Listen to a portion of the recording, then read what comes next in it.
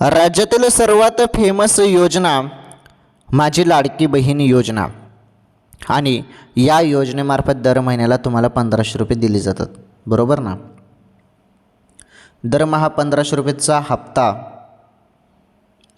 बहिणींना भेटतो. तर बहीण आता वाट बघत होते 17व्या हप्त्याची. तर हा 17वा हप्ता जमा होणे सुरू होणार आहे ज्या बहिणी पात्र आहेत लाडकी बहीण योजनेसाठी.